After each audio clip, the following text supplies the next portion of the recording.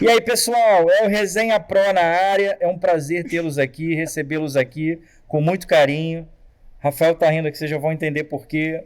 Hoje eu não vou aparecer, vou ficar aqui com o rosto tampado, porque a gente vai passar por algumas mudanças aqui no Resenha Pro depois da nossa convidada.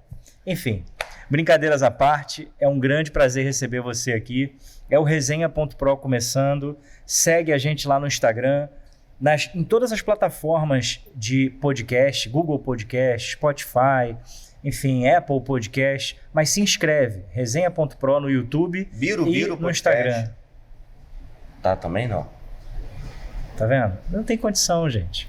Tem que rescindir esse contrato. Olha só, pessoal, segue a gente no Instagram, aciona aí as notificações para que você saiba logo de cara quando o programa começar, para você assistir, para você interagir. Sininho. Isso, ativa as notificações, mas comenta, né? Compartilha, fala aí o que você está achando legal, o que você tem de ideia, que a gente está aqui para inspirar pessoas. Também escreve, né? De repente, quem sabe, né? Agora vai ser um pouco mais difícil, que a gente está selecionando com mais critério, porque houve um investimento de milhares de dólares, né, Rafael? Nesse cenário. Podcast de milhões. Né, de milhões. Outro patamar, embora não sejamos aquele time, nem eu nem você, mas outro patamar aqui de... Não, eu sou ser humano mesmo, cara. Time é um complexo, é um Não, grupo. ele é botafoguense, tá? Antes de mais nada, só para falar aí. Mas, feitas as devidas falas iniciais, introduções, Resenha.pro começando, certamente uma pessoa que vale muito a pena conhecer para inspirar quem está aí do outro lado nos assistindo, porque por trás de todo profissional, vale conhecer aí essa pessoa magnífica. E Rafael Patrício. Fale, Augusto Moutella. Diga aí. Augusto Moutella, como é que é? Na tela. Ele que inventou essa baboseira, vai. Nutella. Vai. Sério agora, Marighella. Sério que eu já tô aqui suando aqui já, cara. E mais uma vez estamos aqui. Onde Por quê? nós estamos? Por quê? Life Experience. Life Vogue Experience. Square, Barra da Tijuca, arrebentando a boca do balão, um espaço maravilhoso no primeiro subsolo do Vogue. Se você não conhece, vem dar um pulinho aqui. Bem bacana, bem interessante. Proposta do espaço para você fazer o seu evento, fazer seu aniversário, fazer tudo, ou quase tudo. Não pode fazer aquilo que a Cidinha falou no outro episódio. Se você não assistiu, assista, da semana anterior. Mas quase chega perto. A depender. Então a gente está aí com mais uma convidada, uma pessoa muito especial que invadiu o podcast na semana passada, mas ficou do lado de fora, não apareceu. Veio A fazer Cidinha uma deu visita. spoiler. A Cidinha deu spoiler, mas não falou o nome. Graças aos nossos amigos também, agradecendo aí a querida e amada Didático, né? Didático Exatamente. aí, Agradecer nos também. aturando. Eli, Elivane, Cearense. Então agradecer a todo mundo, agradecer a vocês que estão nos acompanhando, estão se divertindo ou pegando um pouco da experiência, das dificuldades e dos sucessos dos convidados que a gente aqui recebe. E a gente está com uma convidada hoje especial. Rafael, se beber a gente vai ficando mais bonito? Vou junto. Melhorou? Tem que beber mais. E eu não tenho condições de responder isso. Então apresenta a nossa Vai ficar mais convidada aí, bonito. que ela vai resolver o nosso problema. Então, Vai. nossa convidada de hoje, doutora Ludmila Ronck, cirurgiã plástica, foi da escola e filosofia do mestre. Eu acho que quando fala em cirurgia plástica, no Brasil em especial, não tem como não pensar no grande Ivo Pitangui. Então, doutora Ludmila Ronck, obrigado, muito obrigado. Já tá fazendo merda. Já tá fazendo merda de novo. Foi sem querer. Muito obrigado por você ter participado, por você estar aqui conosco, ouvindo um monte de baboseira, um monte de brincadeira, Augusto se escondendo dentro da camisa. Eu quase me escondi, só que Coletinho não permite, né? tem que fazer. Ó, Ludmila, muito obrigado. Brincadeiras à parte, a gente está aqui para descontrair, para a gente se divertir, para a gente bater papo, conversar e ouvir um pouco da sua história. Então, a palavra é sua.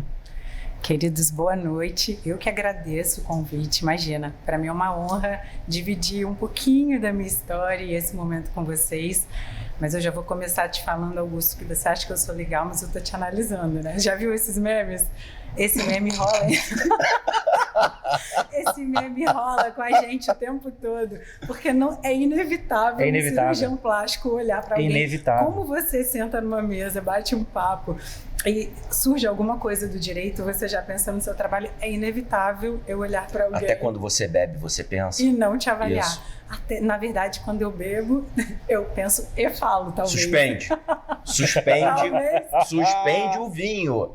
Talvez o que eu não falaria que o filtro social me inibe, mas pensar a gente pensa, eu olho e falo, nossa. Então você é aqui para pensar e falar, porque aqui não tem inibição social nenhuma. Eu vou dizer só o seguinte, pode pensar, pode falar, pão de queijo, né?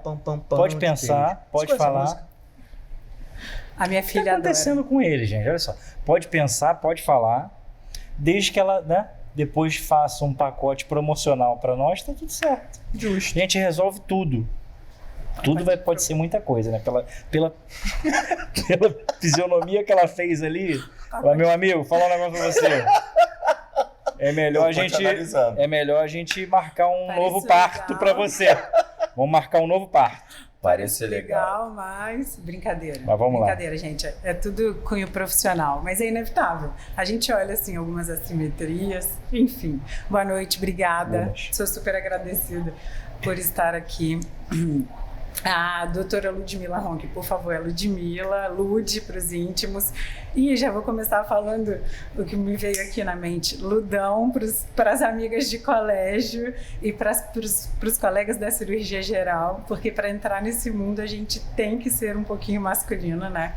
O preconceito, entre aspas, e as dificuldades, elas começam ali quando as pacientes abrem a porta do meu consultório e já falam, uma mulher, e depois uma mulher nova, e uma mulher nova e bonita. O preconceito, ele começa lá atrás com eu passo por isso direto. Homem novo e bonito, entendeu? Mas eu já me acostumei, Você se acostumou também? Cara, quando eu te conheci, eu fiquei meio impactado. Eu falei, cara... É normal. Mais velho que eu, mais novo. Mas eu já levo isso muito de boa. Bonito. É isso aí. Moreno alto. A altura é um problema. Graças a Deus hoje eu já consegui achar, né, roupa, calçado, tudo isso. Mas foi um momento, a gente supera. Só uma coisa, Augusto, tô pra te perguntar isso há muito tempo. Tu não vai tempo. deixar a convidada falar de novo. Não, porque você falou disso, me surgiu. Você participou de algum filme hollywoodiano? Pensei que era pornográfico. Não. Vai, que segue. isso? Hollywoodiano. Senhor dos Anéis? Não, eu até tentei o Frodo, mas não consegui, não. Então tá bom. O outro rapaz tinha mais talento e mais assimetrias do que eu. Vamos seguir. Segue a dica. O Pitangui só andava de sapato de salto. Inclusive no centro cirúrgico, um tamanco maior do que o nosso para ficar à altura. Segue a dica. Você falou de os pré-conceitos de mulher, cirurgia plástica. Conta um pouquinho disso, do dia a dia, de quando você começou, o que você enfrentou na sua vida em entrar no universo tão masculino. Sim, absolutamente. Conto. Essa é uma das partes que eu gosto muito de contar. E tenho várias pacientes que são estudantes de medicina, é engraçado. E quando elas chegam na minha consulta, eu já faço um tutorial sobre como escolher a sua especialidade, porque é muito difícil. Eu não sei como é para vocês, mas o médico, ele se forma sem nenhuma noção de mercado, nenhuma noção do que vai ser a sua especialidade depois. Ninguém senta pra gente e fala, olha, o cirurgião plástico, ele precisa aprender a cobrar. Porque a nossa relação, atualmente, ela é absolutamente comercial. Uhum. E hoje eu faço o que eu gosto e aquilo para mim é fácil. E eu demorei muitos anos para entender que eu deveria cobrar por aquilo que eu falava, não, isso aqui é uma bobeirinha, senta aqui que eu resolvo em 2 minutos. Me veio agora a memória de um paciente francês que eu ganhei, assim, ele chegou no meu consultório para ele tirar uma pinta que era uma das coisas do outro mundo, estava no Brasil fazer 1 ano e pouco. Eu falei, isso? Senta aqui. Aí ele, não, calma. Eu falei, é uma anestesia, picadinha, tirei. Ele ficou, Ludmila! E voltou, e hoje toda a família é minha cliente, a gente já operou depois nariz e outras coisas. E ele falou, e quanto a isso? Eu falei, relaxa. Cara, não vou conseguir, eu vou falar muita besteira. Pra mim, hoje. Pode falar, a gente tá aqui pra isso. Pra mim... O meu, no caso, seria só uma pinta também. Não tem mais nada pra mudar. É uma pintinha. E aí eu sempre converso sobre isso, né? Sobre como escolher essa especialidade. E a especialidade cirúrgica, ela é muito masculina. Tá mudando, mas ela é uma especialidade que culturalmente ela se assemelha a um exército, sabe? Um tanto quanto militar. Então eu fiquei com medo de quando eu queria fazer cirurgia geral, eu queria fazer a cirurgia plástica, mas fiquei com medo de não dar conta. Especialmente no Espírito Santo, sou capixaba, tá, gente? Eu fiz minha formação na Universidade Federal do Espírito Santo, de medicina, dá pra perceber, né? Pelo sotaque, pelos... Não tanto. E fiz a cirurgia geral lá, por quê? Eu tinha medo de sair, montar toda uma estrutura e desistir, porque é absolutamente militar a residência de cirurgia geral e absolutamente masculina. Nós éramos, assim, 4 mulheres e 20 homens, e eu saía de casa em média 4h30, 5 da manhã e voltava 11h30 à noite. E logo na primeira semana, você é o tempo todo testado para resistência. Resistência sem comer, resistência sem beber, de sacanagem, porque eles fazem de sacanagem para você desistir, para falar, ai, mulherzinha. Na primeira semana eu me lembro bem que a primeira semana de residência eu já era do hospital, porque eu fui acadêmica lá, eu acompanhava. Às 11 da manhã eles falaram, a Ludmila vai ter uma WIFL, que é uma gastroduodenopancreatectomia.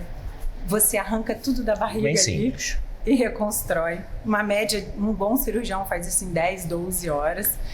E aí às 11 da manhã o residente mais velho falou, olha, pode se escovar, porque a gente sempre se escova, aquilo que você lava a mão, deixa a roupa, né? Pode se escovar que você precisa montar a mesa. O paciente nem na sala estava, de sacanagem, nem na sala de cirurgia. E eu me escovei às 11 da manhã, a cirurgia começou às 2 da tarde. Nossa. Eu fiquei ali quase 3 horas montando a mesa esperando, sem comer. O café da manhã tinha sido às 5 antes de sair de casa. E aí por essa ordem não almoçou, né? Provavelmente. Não, almoçar é luxo, até hoje é luxo. E aí à meia-noite a minha mãe estava ligando enlouquecida, desesperada, achando que eu tinha morrido. Achando que eu tinha morrido. Você não atende celular, tá ali. Foi a hora que acabou a cirurgia. E nessa primeira semana, o pé fica dormente, a perna você já não sente. Só que chegou em casa à meia-noite, com a roupinha do centro cirúrgico, às 4 você tem que estar em pé para voltar para passar visita nos seus prova 15. De guerra. É guerra. E aí, os mais velhos fazem para te testar, para ver se você é resistente, porque realmente o cirurgião ele tem que ter algumas características, né? E no dia seguinte a gente sempre chegava em torno disso, no hospital 4h30, 5 horas, o chefe chegava pontualmente às 7. Às 7 o chefe estava lá para passar visita nos 65 pacientes que a gente tinha. E os pacientes tinham que ter sido vistos, curativos trocados, exames pedidos e tal. E às vezes na correria não dava tempo, né, de trocar todos os curativos e a gente passava de leito em leito. Cada residente falava, esse é meu paciente, operou vesícula ontem também, tá de alta. Aí às vezes o paciente ia lá e falava, doutor, mas não trocou meu curativo não. Cala a boca. É um sedativo aqui. Troquei 18, faltou o 19º, porque ele chegava às 7. Enfim. Não dava pra botar um curativo novo em cima do velho, não? Que era mais rápido, né? Trocou o curativo. Pinta, leva tinta. Era uma sacanagem, eles já sabiam, né? Hospital, escola. Doutor, não trocou o curativo. Aí você... A retaliação. Vou passar a noite contigo. Espera um bocado, deixa ele ir embora. Você não vai ter alta, não. Eu me equivoquei. A nossa retaliação era o quê? Não operar. O tempo todo a gente era retaliado em você então não vai fazer essa hérnia, porque a gente tá ali com sede de aprender, né? Enfim, e às 8, acabado esse round, de 7 às 8, a gente descia para o centro cirúrgico e tinha um refeitório no caminho, que às vezes a gente passava e pegava um pãozinho, assim, com um café com leite pronto de hospital público, e os mais velhos tiravam foto, mandavam para o chefe, falavam, olha lá, chegou 1 minuto atrasado porque está comendo. Cara, estar comendo era uma coisa fora do padrão, sabe?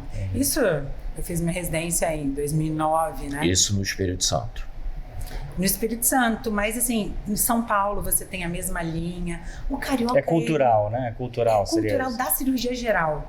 Porque você tem que ter uma certa resistência, você tem que aguentar ficar ali 5, 6, 7 horas sem comer. Hoje na plástica não. Quando eu vim pro Rio, pra plástica as coisas são mais tranquilas. O carioca, ele é muito mais tranquilo, né? E na plástica eles falam, vai lá, come um pouquinho, que eu tô suturando aqui e você volta. Aí eu falava, comer? Sério? Mas até hoje eu levo um pouco essa linha militar, eu tenho que estar ali, eu tenho que estar bem. Eu acho que te forjou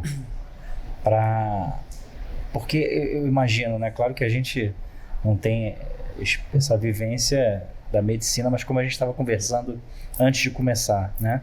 Aqui, eu acho que tem que ter essa forja, esse punk, tem que estar preparado pro pior. Porque é muito pesado. Se você for preparado para o mais tranquilo, quando chegar o pior, como que você vai segurar? Assim, concordo, mas também discordo dessa competição e dessa sacanagem que existe ali, sabe? Porque no ano seguinte, todo mundo se forma e é todo mundo colega.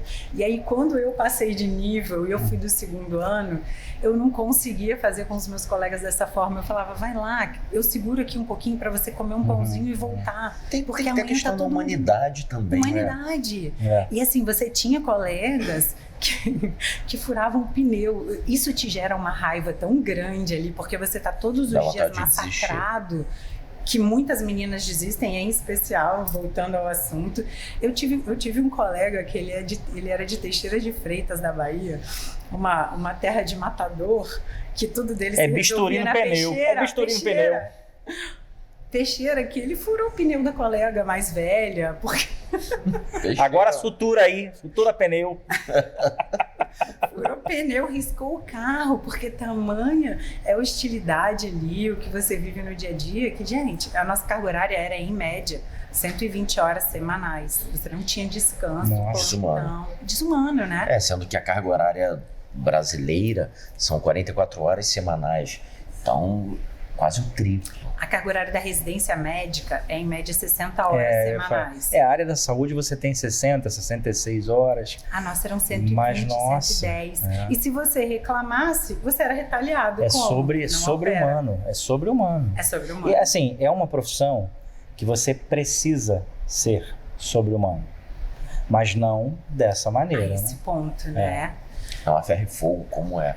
E me diz uma coisa, como que você entrou, ou melhor, antes de eu chegar mais à frente, por que medicina? De onde veio família, pai, mãe, tio, avô? Por que a medicina? Ludinha, Ludão. Ludão era engraçado, né? Eu sempre gostei de esporte, eu sempre fui, mas zero masculina, se é que a gente pode hoje falar assim. Mas sempre fui aquela meio resistente, aquela que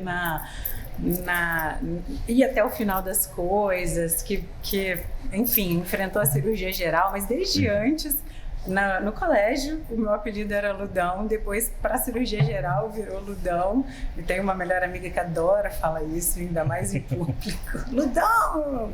Eu tentando manter a pose aqui.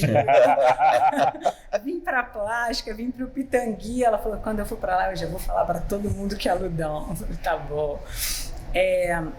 A medicina, ela nem veio ali de família. Eu tenho um tio que é médico, que é maravilhoso, super querido, mas trabalhava muito como todo médico. Então o contato com a medicina com ele não era tão grande. Meu pai era engenheiro e a minha mãe era coordenadora de escola, de primário, né? Meu pai sempre um cara muito inteligente ali, muito, muito presente. E eu era nerd. Eu era gordinha, nerd, óculos fundo de garrafa, imagina, né? Na escola, e sempre tímida. E sempre primeiro lugar, só que eu era aquela que era primeiro lugar nas coisas sem fazer muito esforço. Não era aquela que ficava horas estudando. O meu cunhado, que é casado com a minha irmã e está com a gente há 15 anos, ele falava, Ludmilla é uma sacana, porque ela pega o livro assim, amanhã tem prova de residência, que o pessoal fica 6 meses estudando, tem prova de título. Aí ela empilha 10 apostilas assim na véspera, pega um café e fala, hoje eu vou estudar para a prova de título, e passa. Ele fica revoltado, porque todo mundo é médico lá em casa. Eu tô revoltado nesse momento.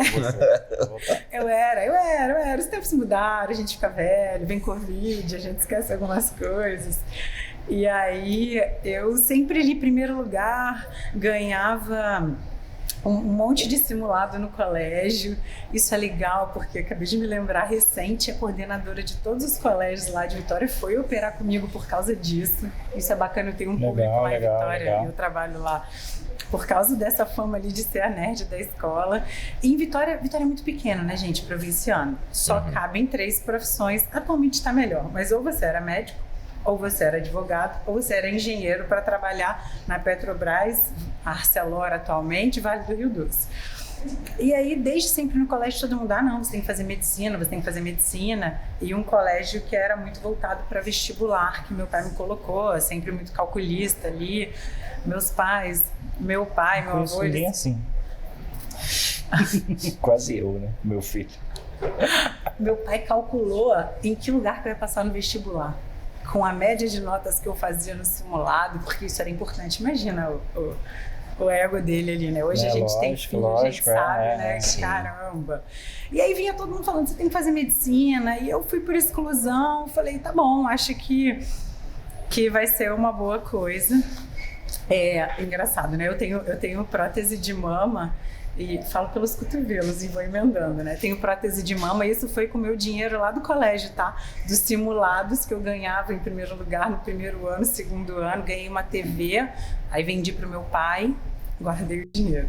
No outro ano ganhei uma viagem e outra TV, vendi, guardei o dinheiro. Quando entrei na faculdade, falei, pai, quero colocar silicone. Ele, não, porque é um absurdo. Falei, tá tranquilo, tenho meu dinheiro aqui, ó. E assim foi. Eu mesmo vou colocar. Vou me operar. É quase isso, tá? E aí entrei na medicina e me apaixonei. E aí, assim, medicina você tem que gostar, né? Você tem que gostar, porque a dedicação de forma integral. E me apaixonei tanto e demonstro isso lá em casa, que as minhas 2 irmãs vieram e fizeram medicina. Legal. Aí eu tenho uma dermato e uma anestesista seguindo a carreira. E no caso, anestesista, tanto anestesista quanto dermato, trabalham com você trabalha com as duas? Sim, a minha anestesista é meu orgulho, que é a minha caçula, maravilhosa, melhor anestesista que tem, a Nath, super responsável. Eu a apresentei a muitos colegas e todos a disputam, assim, porque ela é, assim, calma, tranquila, inteligente.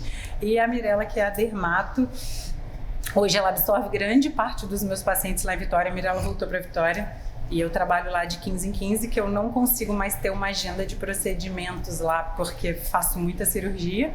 E aí ela absorveu todo mundo e ela vem para cá uma vez no mês atender os meus pacientes também. Então a gente trabalha junto. É uma troca.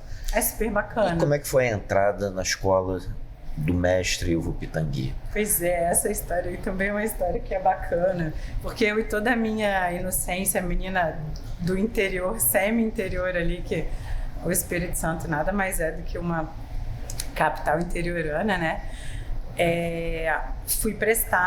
Fiz a minha residência de cirurgia geral e fui prestar minha residência de cirurgia plástica. E desde sempre vinda de Universidade Federal, com aquela cultura de só vou fazer prova em Universidade Federal, porque é isso que eu quero.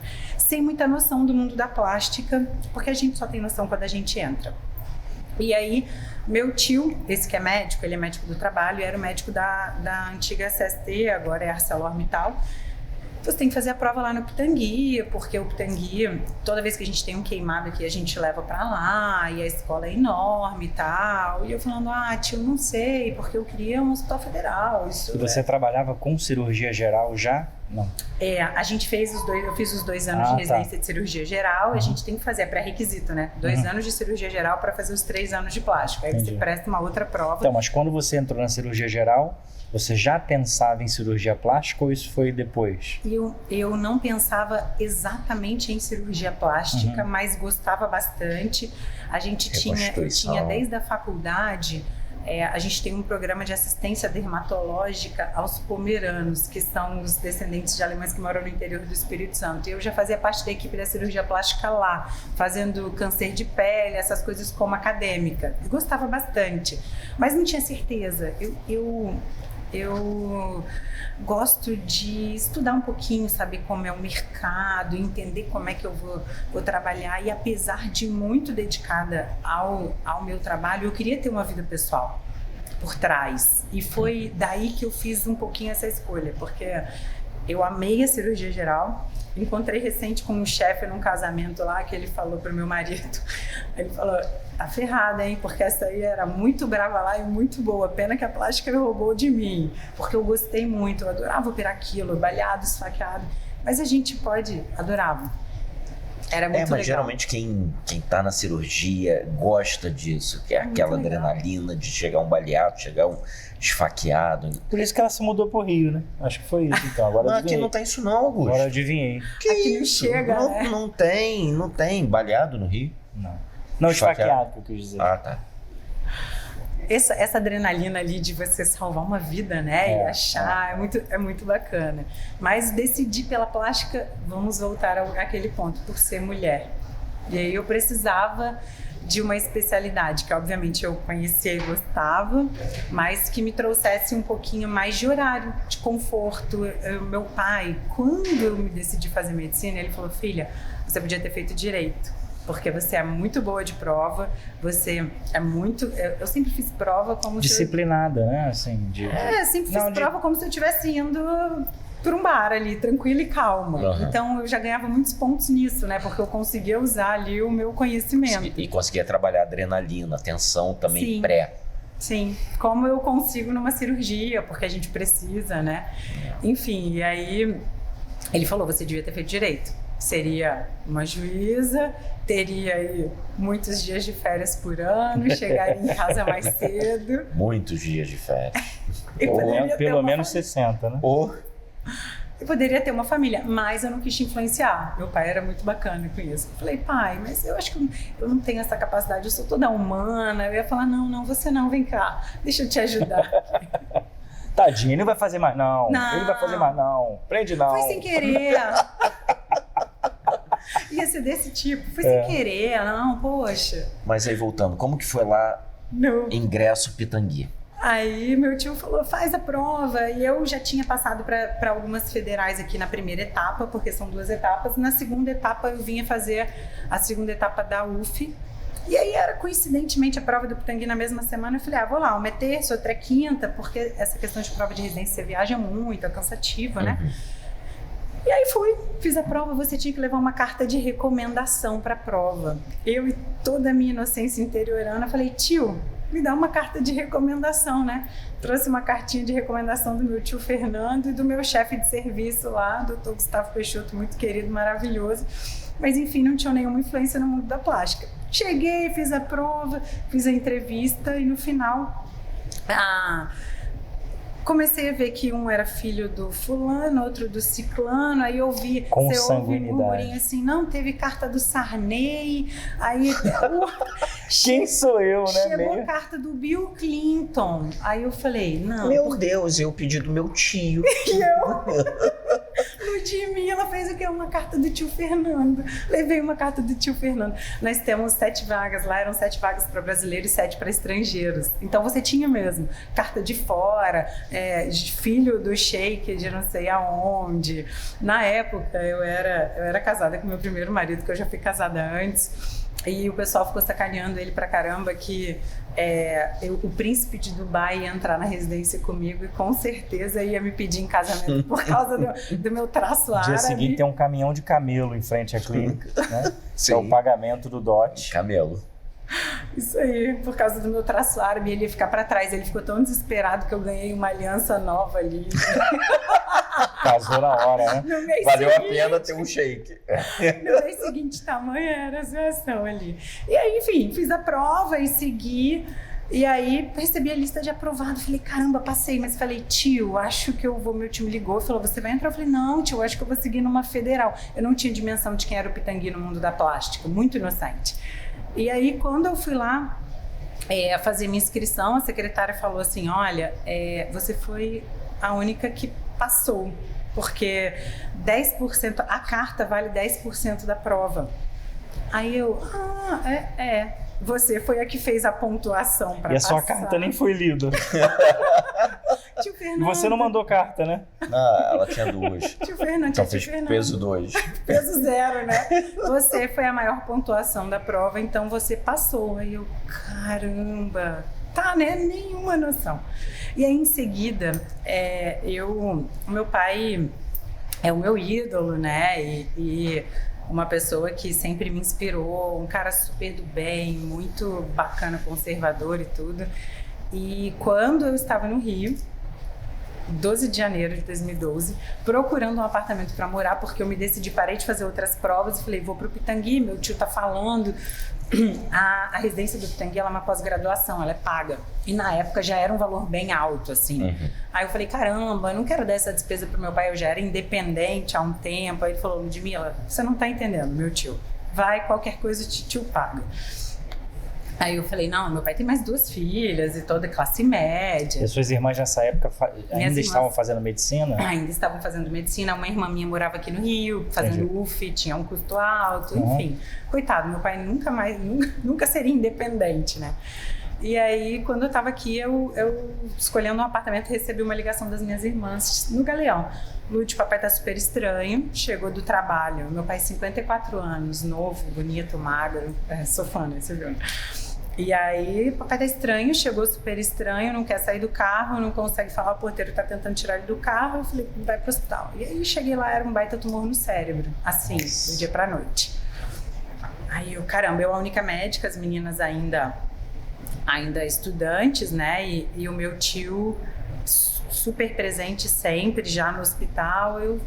Naquele momento eu tive uma calma, eu falei, não, vai dar tudo certo. Sempre racional, eu falei, a gente vai conseguir operar e vai dar tudo certo. E aí a gente conseguiu levar meu pai pro Sírio com a ajuda da empresa, ele operou, eu assisti a cirurgia toda, cabeça aberta, neuronavigador ali, porque eu queria ter certeza que iam tirar todo o tumor do meu pai. E aí a gente fez uma ressonância intraoperatória, que na época era assim, super novo, essa questão da neuronavegação na cirurgia. Ele, com ainda a calota craniana aberta, ele fez uma ressonância, a gente teve certeza que não tinha mais nenhum tumor ali, voltou, fechou, poxa, maravilhoso, ficou 3 dias na UTI super bem. Aí eu falei, bom, vou fazer a minha residência, a gente vai começar em fevereiro, vai dar tudo certo, papai vai fazer rádio, vai dar tudo certo.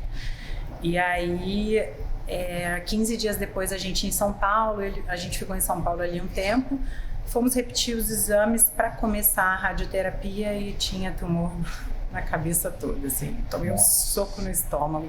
Esse tumor é um tumor super agressivo, né? E assim, aparece repentinamente. Meu pai era um cara muito inteligente, segundo os médicos falaram, né, ali, e a gente sabe, ele conseguiu fazer várias conexões no entorno do tumor, então ele não teve nenhum sintoma até convulsionar nesse dia. Alterou um pouquinho depois a fala e tudo, mas ele conseguia por outros caminhos manter a fala e manter tudo normal. E aí nesse dia eu falei, não, meu pai vai precisar de mim, e meu pai confiava muito em mim, né, desde sempre. Tinha que, a partir de então, ele teve que começar a tomar 20 remédios, um cara que não tomava nenhum remédio. Aí ele olhava e falava, filha, é pra tomar? É, pai, então vai. E aí eu falei, não, vou desistir da minha vaga. A gente voltou pra Vitória, eu posso passar no outro ano. Falei, eu passo no outro ano, eu passo 2 anos depois, eu estudo, meu pai ali. Lógico, a gente como médico trabalha, sim, não é nenhum demérito você demorar mais um aninho pra fazer residência. E aí eu rezei. Eu sou católica, mas uma católica praticante do bem, não sou aquela que frequenta a igreja. Eu acredito em boas energias, em fazer o bem. E aí rezei um pouquinho, falei, vou ligar para lá, vou abrir mão da minha vaga, porque no Pitangui tinha isso, 1 ou 2 pessoas passavam para o ano seguinte. Falei, vou tentar começar no ano seguinte. E aí liguei, aí o porteiro atendeu e falou: garota, você tá ligando pra onde? Hoje é feriado no Rio de Janeiro, daquele jeito bem carioca, não tem ninguém trabalhando aqui. Você tá de sacanagem, 20 de janeiro, né? Aí eu, não é feriado no Espírito Santo. É feriado, é dia da cidade. Dia da cidade, aniversário do Rio de Janeiro. Padroeiro, aniversário do Rio de Janeiro. Não, é. Em março, 1º de março. Tá vendo que eu tô sabendo bem, né? Mas você é carioca mesmo? Sou. Ah, tá. Mas tá bom. Enfim, era feriado dia 20. Era feriado e aí eu desliguei o telefone e falei, acho que é um sinal para eu continuar. E realmente, assim, o meu pai teve várias dificuldades ali na fala e tudo, mas ele andava com a minha listinha de aprovação no pitanguinho embaixo do braço, mostrando para todo mundo. E aquilo ali para ele era tão gratificante e prazeroso, contar para todo mundo que a filha dele estava no pitangui, um orgulho enorme que eu segui. E aí ele viveu 2 anos e 3 meses, e foram 2 anos e 3 meses, imagina, de uma correria, eu fazendo uma residência nova, estudando. E em outra cidade, né? Indo para São Paulo ou para Vitória, porque ele passou 3, 4 meses aqui fazendo rádio. Mas assim, gente, vocês são pais, né? Vocês sabem o amor que é. Meu pai, ele não conseguia mais ler e escrever, aí a gente deu para ele um StarTech daqueles que só apertava o verde e o vermelho e ele identificava, ele não falava Ludmilla, mas se ele olhasse ele sabia que era Ludmilla. Então ele botava aquilo ali e apertava o verde e ligava.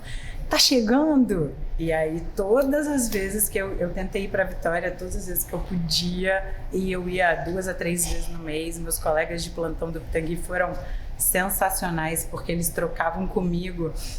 Eu voltava domingo de manhã para fazer domingo e eles faziam sexta e sábado para eu tentar ir na sexta-noite.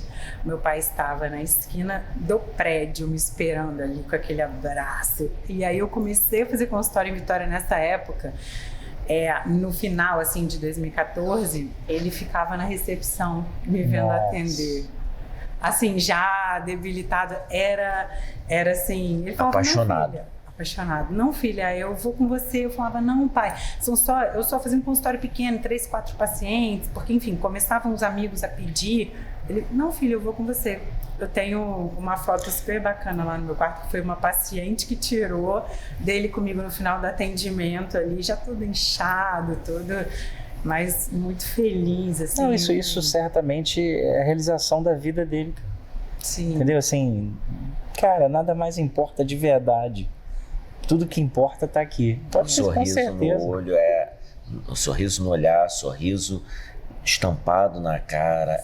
Com certeza, a gente... O amor por aquilo que você está construindo, felicidade, ver... Caramba, tudo deu certo. Valeu a pena. Deu certo. É isso aí. Tudo valeu a pena. E a gente já começa. Eu vejo o meu filho e tudo vale a pena. Sim. E tudo vale a pena. Assim, hoje eu tenho a minha pequena lá. E assim, a gente sabe, né? E depois meu pai acabou falecendo também de uma maneira super assim bonita. Eu e as minhas irmãs e a minha mãe, ele teve uma morte cerebral numa sexta quando eu cheguei lá em Vitória, só que ele só faleceu, parou o coração numa terça, e a gente dormiu no hospital, ninguém queria ir embora esses 4 dias ali, falando, não vai você. E meu pai era muito ligado à minha irmã do meio também, né, a Mirella. E aí, enfim, para quem acredita nessa força maior ou no que tem por aí, a minha irmã passou num concurso e ela falou assim, eu só não quero ver o papai partir, só não quero ver o coração parar de bater, e a gente estava ali 24 horas, eu preciso tirar um raio-x, eu vou ali tirar um raio-x embaixo no hospital, se o papai falecer, vocês me ligam. A Mirella saiu, ela vinha falando isso há 3 dias, assim, a Mirella saiu e desceu, meu pai, o coração parou, eu liguei e falei, vem, ela, eu sabia, o papai me esperou, assim, sabe, até... Sabia que eu não queria vir. Ou seja, ele como se ele tivesse tudo sob controle, assim, tá entendendo? Porque, assim, sim, né? que deve ser um controle de alguém que a gente... Mas acho que talvez hoje você... mãe, né? Porque, cara, eu sempre falo isso, eu não julgo ninguém, quem deseja, quem quer, quem pretende ou quem não quer, tudo certo, Mas, cara, depois que você é pai, que você é mãe, as coisas fazem sentido. Sim. E tudo vale a pena. Tudo vale a pena. Cara, eu não reclamo de nada, eu só agradeço, porque é oportunidade. Não que pareça assim, parece que a gente está vivendo em função, vou viver. A gente também quer ser feliz, a gente também tem coisas para realizar, normal. Mas, cara, tudo vale a pena, todo sacrifício fica leve. Sim. quando você vê aquele. E com certeza, claro, a gente, né, tá se conhecendo aqui e tal, mas ouve essa tua história, a maneira como você fala, e que teu pai conseguiu plantar muito bem, muito certo essa semente, você, tuas irmãs, enfim, teu contexto familiar, né? Isso é muito bonito de ver, né? Muito bonito. Eu acho que isso me toca profundamente. Eu tenho certeza que também ao Augusto, porque somos pais, não de menina, mas menino. Só que sexo é apenas um detalhe. E a gente sente muito pelo nosso filho, a gente sente muito. Eu, depois que eu fui pai, eu passei a entender muito meus pais. Eu passei a entender muito minha mãe. Eu passei a entender muito meu pai. Eu passei a ter uma admiração. Eu já tinha muita admiração pelos dois, mas explodiu. Tirou cera dos meus olhos, eu consegui entender. Poder de compreensão muda completamente. Dá um zoom out assim, é surreal, parece um Google Earth, né? Você vê aqui, caraca! Eu me lembro, quando criança, eu via meu pai, eu me lembro muito a idade do meu pai, aos 38 anos, uma idade muito marcante, e hoje eu vou fazer 40, então meu pai bem mais novo que eu, e meu pai e minha mãe sempre foram super-heróis. Nunca, na minha concepção, tiveram problema, nunca passaram por nada, resolviam tudo de forma muito simples, muito tranquila. Tem um caso, um fato que minha família, a gente lembra muito, que na escola eu chegava e as pessoas iam vender livros, vender enciclopédia. E para quem não sabe, aí a juventude, que é livro, enciclopédia que vendia, pesquisa aí no Google, Barça. E aí eu chegava em casa e falava, eu quero esse livro. Aí minha mãe, meu filho, não tem. Eu falei, mãe, meu pai tem cheque. É só passar cheque. Não precisa ter Eles falaram, o vendedor falou que aceita cheque. Meu pai passa cheque. Então sempre tive um imaginário de que meus pais nunca sofreram. Falta de dinheiro? Jamais. Isso nunca existiu. Passar aperto financeiro, aperto emocional, nunca. Nunca. E depois que eu fui pai, e eu fui pai aos 33 anos, então não tão novo, e já com uma maturidade, mas uma maturidade ainda, uma percepção de seus pais ainda infantilizada, ainda infantil, quando veio aquela paulada de sou pai e o pancada. Dia a dia, e eu começo a ver, eu olho meu filho, olho para mim mesmo e falo, caramba, meu filho me vê como eu vi os meus pais. E eu até hoje eu tenho uma percepção tão fantasiosa dos meus pais, uma fantasia mesmo, A Vida é Bela. Quem não assistiu o filme A Vida é Bela, assista A Vida é Bela. Sensacional. E é exatamente isso, os pais fazem com seus filhos com que a vida seja extremamente bela. Leve, né? E aí, assim, meu pai conseguiu passar isso pra gente. Eu tentei, na época eu assumi ali o papel de pai com as minhas irmãs, né? E aí por isso que a gente tem essa relação que é tão bacana, porque eu acabei gerenciando tudo. Mas a sensação que eu tenho é que ele nunca foi engraçado, né? Eu fiz um discurso no enterro do meu pai, porque eu tinha certeza que ele estaria muito feliz ali com todos os amigos. Adorava amigos, ficou tão cheio.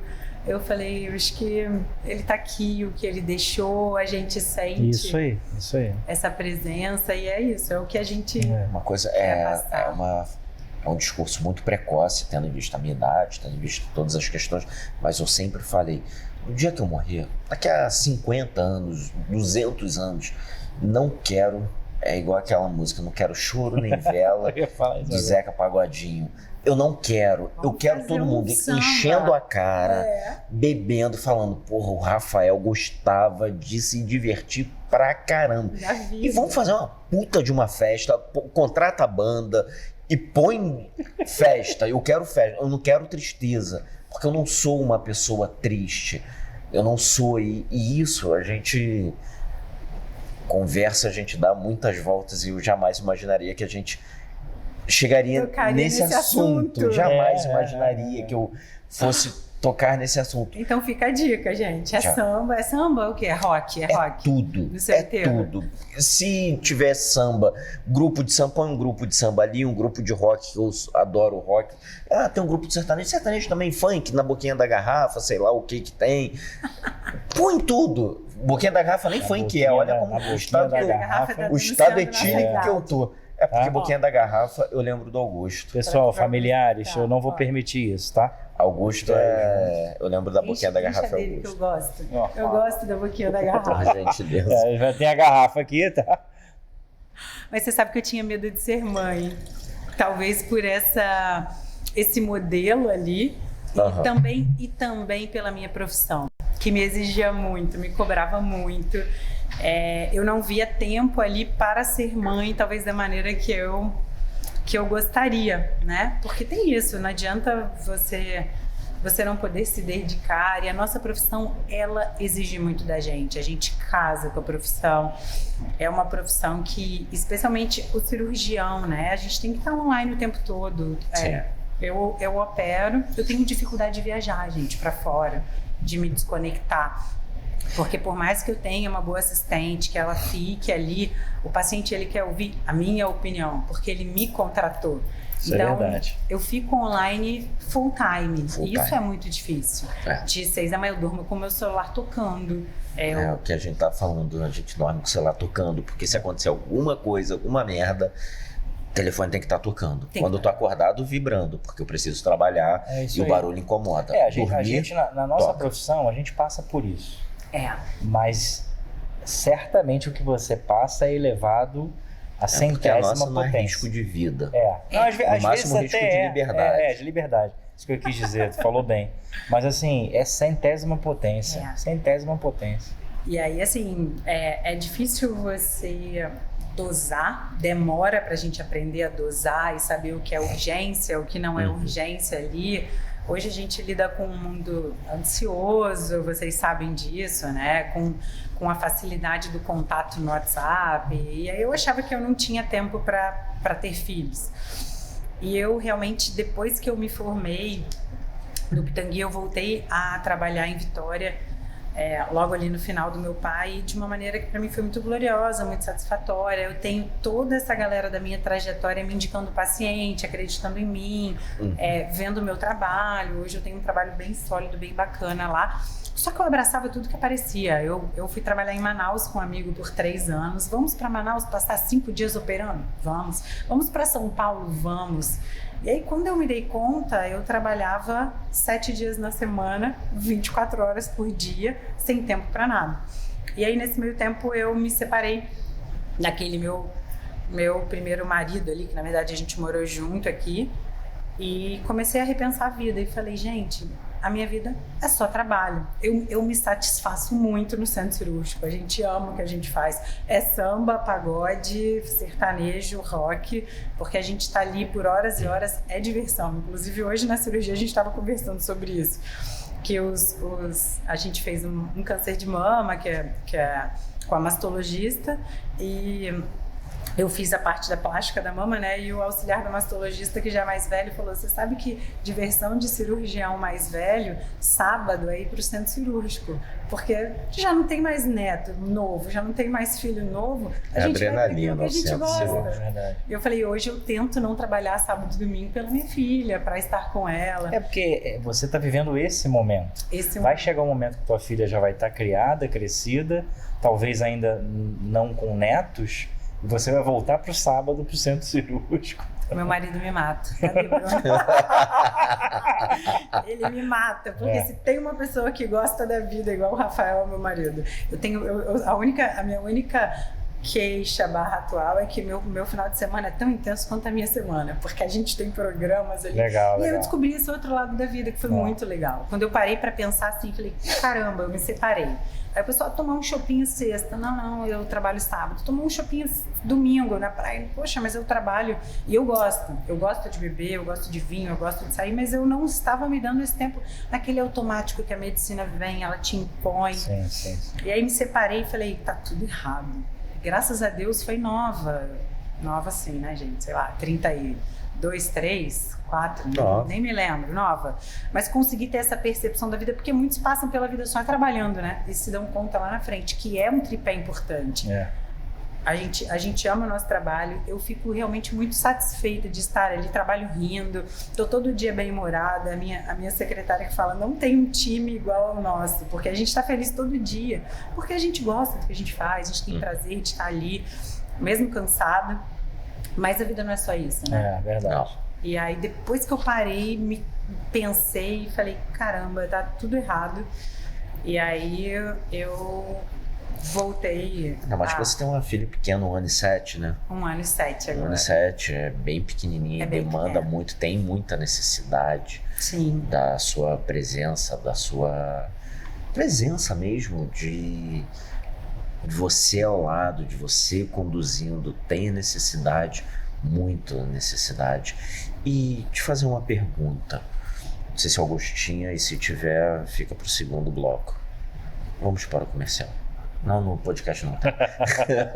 Eu até te olhei e falei, não combinou nada disso. Vai que. O que o Instagram te atrapalha na sua vida profissional? Instagram não, né? Rede social de modo geral. Instagram é até cruel falar o Instagram. É a rede social. O que te atrapalha ou te ajuda? Então, eu fui muito resistente, eu ainda sou um pouquinho, tá? A essa venda da cirurgia plástica como vender um sonho, prometer resultados impossíveis, porque é isso que a gente vê hoje por aí. E isso me atrapalha, e me atrapalha muito porque eu preciso justificar para o meu paciente que aquilo não existe. Que nós somos médicos, cirurgiões, que a gente trabalha com corpo humano e possibilidades, porque fez a minha profissão virar uma profissão absolutamente comercial, e isso me chateia. Isso eu converso com os colegas em congresso, a cirurgia plástica, na verdade, né? Não a medicina. Mas a cirurgia plástica hoje é um comércio. Eu vendo para você a barriga da Lipo HD, porque todo mundo pode. Tá aqui no Instagram que aquele paciente de 90 quilos com um percentual de gordura super alto saiu com um tanquinho. Paciente 90 quilos com um teor de gordura alto. Bruno, tamo junto. E aí quando ele senta na minha frente, eu falo, isso não é real, isso é impossível, ele sai frustrado, ele sai chateado. E aí eu relutei muito a me expor. Eu ainda não tenho um Instagram voltado para isso. Meu Instagram é a minha vida pessoal, é o que as minhas pacientes gostam. Elas chegam por mim muito através de indicação do boca a boca da amiga, de uma amiga bem operada, satisfeita, porque eu sou realista e eu gosto da relação médico-paciente. Eu acho, Rafael e Augusto, que o que eu tenho que fazer na minha paciente é o que eu faria em mim, e o resultado que eu vou entregar para ela é um resultado que eu vou olhar e vou achar bonito. Eu não vou vender um produto. Você nega? Eu me nego, eu mando muita gente embora. Eu falo, olha, você não vai ficar satisfeita, porque eu não vou conseguir te entregar isso, e se você não ficar satisfeita, eu não vou ficar satisfeita, porque eu quero operar você, a sua filha, a sua irmã, que é o que acontece, graças a Deus, comigo hoje. Eu tenho uma clientela que ela é familiar, todo mundo é meu amigo. Eu tenho uma amiga lá em Vitória que sempre brinca, que fala, eu comecei atendendo no consultório dela, Ludmila, ninguém quer pagar a consulta, porque é todo mundo seu amigo aqui. A quantidade de tia que você tem nessa cidade não tá no gibi. Mas de amigo, porque é isso, a gente tem que criar uma relação que seja prazerosa. Então a rede social, ela trouxe, além de um perfeccionismo que não existe, uma simetria e uma beleza e um padrão de mulher aí, de homem, né, com aquele rosto quadrado. Só é bonito quem tem uma mandíbula quadrada, um queixo proeminente, uma barba estilo aí o Rafael da moda. Eu tirei a minha. E as mulheres com aquela boca, você criou padrões. Criou o padrão. E a gente não é máquina, a gente não é desenho. Isso eu tenho que mandar embora. Eu recebo pacientes de 20 anos querendo ter um queixo mais proeminente, a mandíbula, mulheres, a mandíbula quadrada e aquele lábio que o filtro do Instagram faz em você. Se eu fizer isso em você, você vai parecer que tem 40. Eu não faço, porque eu acho feio. Você não acha que o que eu ia falar, aproveitando que o Rafael perguntou, mas até ouvindo você falar, é interessante para quem é leigo, né? Eu acho que isso eu sinto falta nas redes sociais, ou o papel positivo das redes sociais. Pelo que você tem falado, eu acho importante a gente dar voz a isso, e aqui não deixa de ser uma ferramenta para isso, do quão a cirurgia plástica pode contribuir num universo muito maior do que esse dessas criações de estereótipos malucos. Sim. Questão de queimaduras, Sim. questão, né, do câncer de mama e outras questões aí A cirurgia cancerígenas. não está numa faculdade de moda. É isso, né? Assim, Cirurgia plástica eu não é uma conversando faculdade de uma moda. vez Não com- é um curso de moda. Não. Sou cirurgião eu plástico. conversando com um cirurgião plástico, já um senhor, numa situação que eu fui trabalhar, ele era médico, até da Marinha, mas é cirurgião plástico, né? E aí ele começou, aí foi assim, e a gente é tão assodado, é tão asfixiado por essa situação da rede social, Sim. que a gente acaba achando que, não, a cirurgia plástica, a cirurgia plástica é silicone, barriga, rosto, nariz, né? Mas para as questões, não, mas assim, que seja isso, mas para as questões da modelo, da revista, para que a pessoa tire fotos e mostre aquela coisa que não é, que é gritante, artificial, né? Glúteo, então, tem umas coisas que, ai, meu Deus do céu, que a gente toma até um susto, eu e o Rafael já passamos por Aquelas isso. bolas assim. Não, eu não sei, Eu tava você que tá em até falando casa com a aí, Ludmilla, é uma bunda assim, que é né? hipnotizante. desconecta. Né, Bruno? É hipnotizante. Eu Bruno não tá consigo botando. não olhar pra bunda com silicone. Eu fico focado. Não, é uma bunda, né? O Bruno já Bruno passou tem uma por isso. bunda? Assim? Não sei, mas aí... Pô, você tá toda hora, né, Bruno? O Bruno tem, Bruno Não, porque o Bruno tem. sabe do paradigma. E aí, cara, não é possível que a pessoa...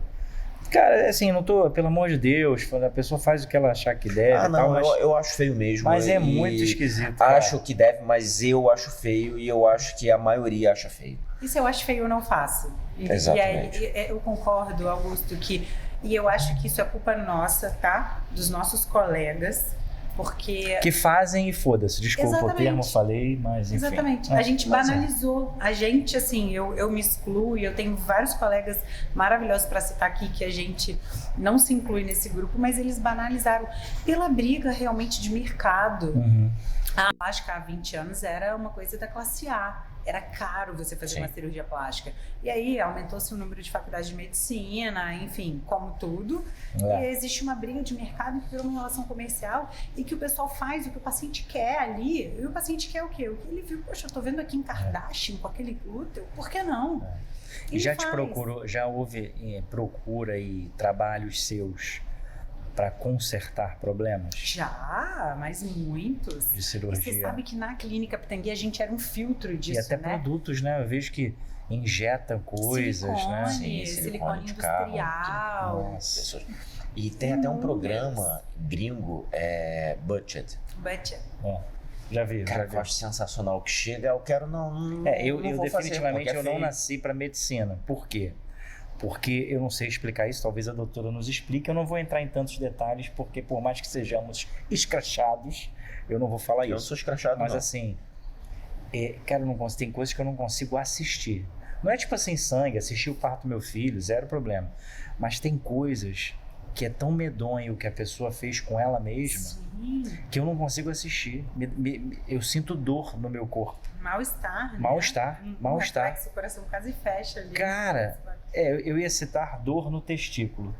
Mas eu não sei se eu poderia falar isso, agora eu já falei. Não Mas é dá me- uma é melhor não, aflição, Augusto. dá uma aflição. Cara, a pessoa, eu falei, cara, o que tu fez pra quê? Por quê? Sim. Né? Por quê? Por quê?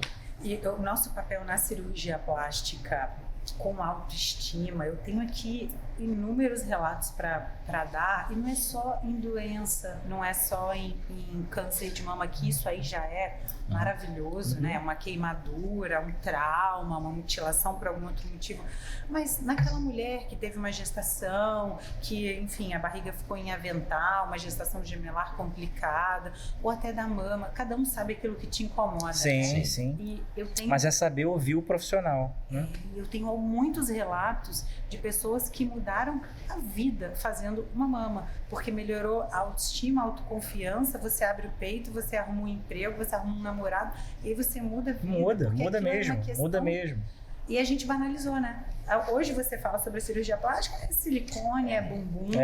A gente banalizou uma profissão tão bonita. Não, ficou uma coisa muito, não com o médico, mas de quem procura, muito promíscua, muito sexual só. Não, eu quero fazer porque eu quero ser o homem ou a mulher, é isso aí. E não pensa que você está falando pós-gravidez, algumas mulheres têm diástase, e isso é muito importante. Então a cirurgia é muito consciente, precisa e às vezes o marido não entende. Não. Aí, largada, né? Teve filho. Não... Cara, e não é. Às vezes é uma mulher se dá, é um sacrifício absurdo, né? Teve filho. E, cara, às vezes não é tão simples. A coisa não volta sozinha pro lugar. É corpo, é orgânico, né? É tudo isso. Recente eu recebi um áudio às 2h, um áudio enorme. E o meu celular, ele não apita à noite só para ligação, né? Enfim. E eu acordei às 6 e falei, caramba, preocupada, um áudio de 2 minutos. Era uma paciente minha chorando, porque ela tinha tirado a fitinha de proteção que eu coloco na cicatriz no primeiro mês, e ela falou, eu não poderia não te mandar esse áudio agora, porque eu estou absolutamente emocionada, porque você transformou a minha vida. Ela sempre foi gordinha, fez uma bariátrica, emagreceu e ficou com uma menina de 20 e poucos anos, muita pele sobrando na barriga, na coxa, no bumbum, e a gente fez uma abdominoplastia ali, corrigiu. E nova, né? Nova, muito nova, mas ela nunca foi à praia. Porque porque era gorda. Mora numa cidade de praia, nunca foi à praia. Primeiro porque era bastante gordinha, e depois porque ela falava, eu tenho vergonha de sair do mar com essas pelanquinhas todas balançando, a minha barriga pendurada. Eu não consigo colocar um biquíni no meio da minha juventude. Só quem vivencia isso, né, cara? Sim, a dor do outro e entender a dor do outro. Entender a dor do outro. Entender, isso é dor de verdade ou isso é um capricho? Isso é para dar uma satisfação à sociedade? É para dar satisfação a você de fato?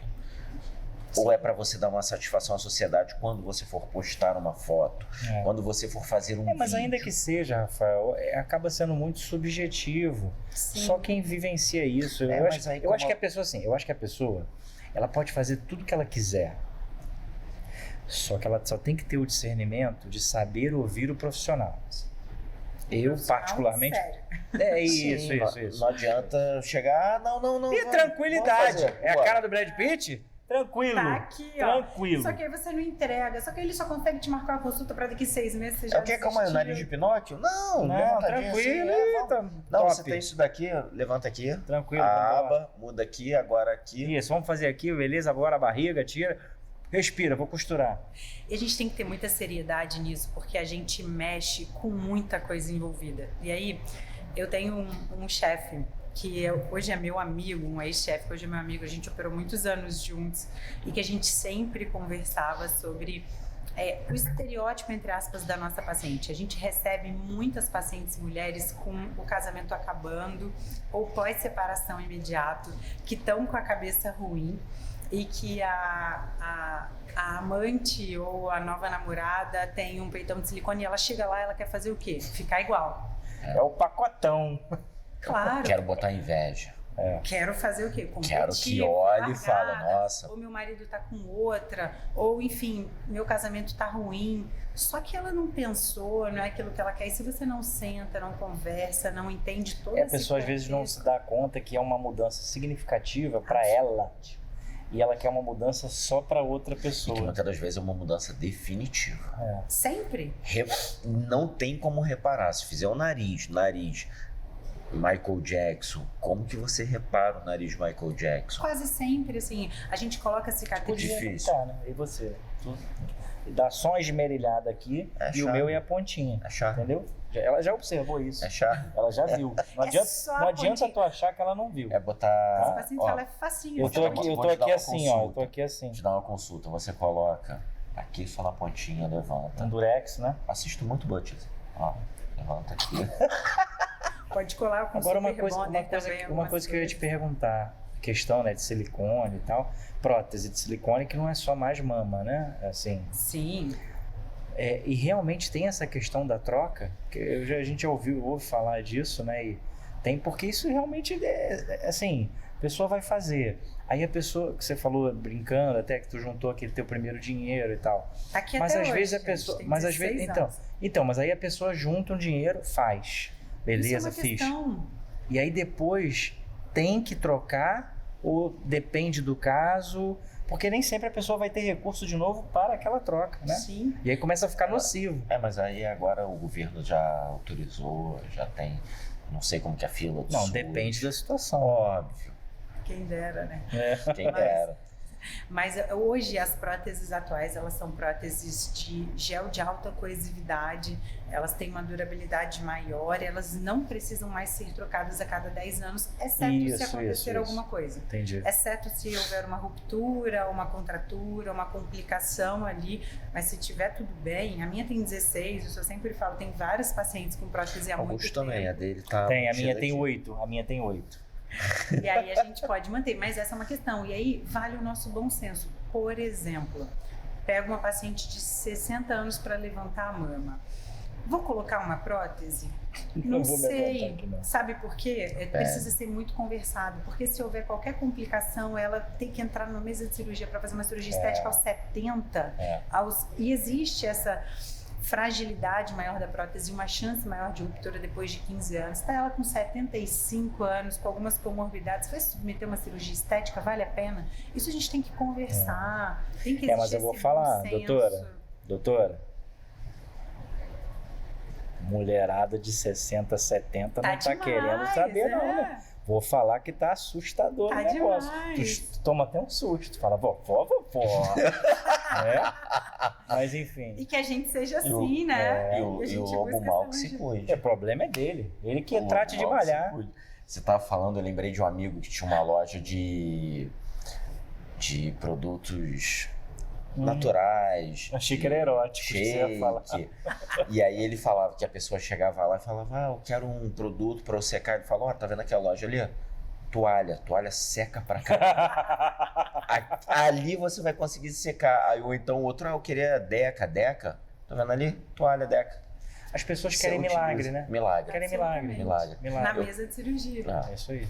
Emagreceu, engordei 20 quilos na pandemia. A gente teve um boom de cirurgia pós-pandemia, né? Setembro, outubro, assim que passou aquele surto inicial do Covid, que o CRM liberou a volta do centro cirúrgico para cirurgias eletivas, a gente teve um boom de pessoas que sentaram e falaram, mas eu engordei 12 quilos na pandemia. Tá no lugar errado, meu amor. Eu não faço emagrecimento em 3 horas de cirurgia. Isso aí. A cirurgia plástica não é uma cirurgia de emagrecimento e eles vão embora frustrados, porque você vê um montão por aí. Mas cabe a gente, cabe ao profissional. O profissional responsável. Eu boto minha cabeça no travesseiro tranquila, que eu sei que eu tô fazendo o melhor ali. E aí cabe a gente, voltando àquele assunto ali da mulher, do silicone, do traído. Gente, quando o marido não volta e a gente colocou um silicone da amante, a frustração. É uma tragédia, uma frustração enorme, porque ninguém elogiou. Deve dar vontade de arrancar, tira isso daqui, porque... E aí a gente cria uma insatisfação crônica no paciente, a gente casa com esse paciente, porque nada vai ficar bom, porque a vida não tá boa. Então, a gente tem que ter esse bom senso, a gente tem que entender o que tá até para entender que isso não vai gerar o imediatismo que ele quer de volta, de retorno. Até porque pode talvez ter sido a questão estética, até pode, mas certamente não foi só a questão estética e não só para o homem, para o casal. De repente eles teriam que entender o que gerou aquilo ali, né? Enfim. Às vezes a melhor cirurgia para as pessoas chama-se psicólogo. Mas, gente, eu falo, tinha que ter uma do meu lado e várias vezes eu encaminho. Porque muitas vezes a pessoa precisa ter o autoconhecimento, porque é uma agressão. é um trauma, é uma mutilação, é uma cicatriz. E essa cicatriz, ela é para sempre. Uma vez que você colocou, doutora, mas ela vai sumir? Não. Ela fica boa, ela fica fininha. Fica mais clara. Ela fica mais clara, mas ela é definitiva. Você tem certeza que você quer trocar essa barriga por uma cicatriz? Que você quer trocar esse peitinho caído por uma cicatriz? Porque eu já ouvi relatos de colegas que falaram que a paciente voltou falando, devolve minha barriga, mas tira essa cicatriz de mim.